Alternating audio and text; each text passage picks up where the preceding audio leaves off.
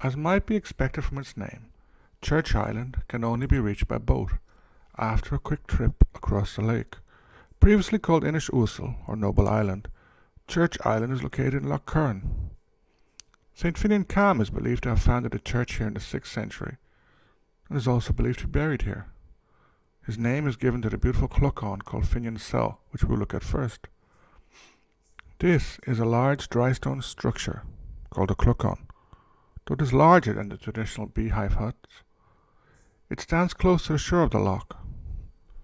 After entering through a low doorway, it is quite big inside, around 25 square meters. Running through part of the cell is a stone wall. Somewhat surprisingly, the archaeologists believe this is modern, which divides the interior into two sections. The walls slope inwards and reach a maximum height of 3 meters, while at the back of the cell, at ground level, is a small opening, like a little window or gate. There are 2 small openings above the entrance as well. The roof of the clochán is long gone. Nevertheless, the high walls and low door give a feeling of being cut off from the world. Entering the clochán, in a way, is like leaving the noise of the modern world behind. There are other clocháns scattered around the island in various states of preservation. None are as complete as the cell, though. Although it is impossible to date this structure accurately, it is undoubtedly older than the church, probably by 2 or 3 centuries.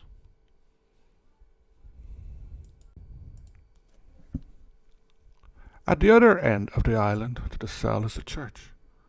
The one Finán founded is long gone. Probably made from wood, no trace of it remains. In its place is a 12th century Romanesque church, though the chancel is later, from the 13th century it is believed.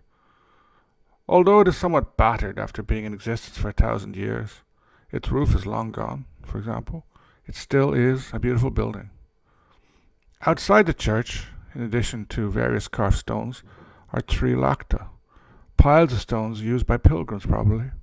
2 of these have large pillars in the middle, and the one nearest to the church door is said to be the grave of St. Finán himself. As is common with Romanesque architecture, the arched doorway into the church is intricate.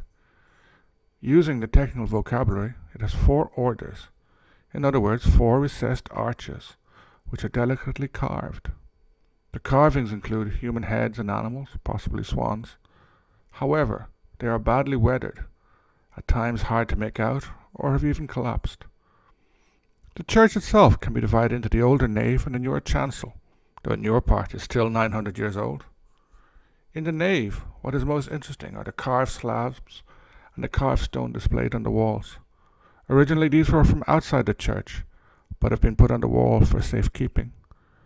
Many contain various types of crosses, some more intricate, some very weathered now.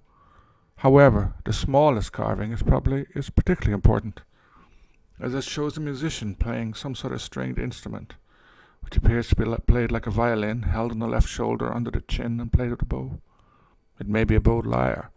Possibly was part of a larger carving, but it is unique, the only carving of its kind in Ireland. The chancel contains a recessed window looking out at the lake over the altar. More technically, it is round-headed with 2 orders. Like the doorway, it probably had elaborate carvings once. A few of these remain. Beside the altar is a small shelf or niche, believed to have held relics, as human bones were found in it. Little remains of the archway marking the entrance to the chancel.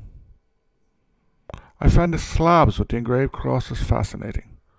2 of them have 12th century Irish carved on them, one inside the church and the other outside. Both were probably burial stones, as they asked for blessings for the souls of certain people. The one outside the church has been identified as being for Amica Udonica, an anchorite of God according to the annals of Inishfallen. The other is more intriguing. Not all of it is legible. Parts are missing or worn out. It asks for blessings for the soul of Gilla I Chomedi Buchin. This Gilla was obviously a person of some importance. However, illustrating the ironies of history, his gravestone may exist, but he has slipped out of history.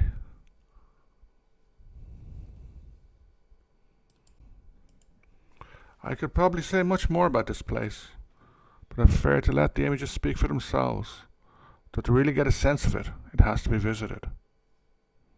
South Kerry has many historical sites, but because of its settings, Church Island is distinct. It can be hard to get to, but it is worth it.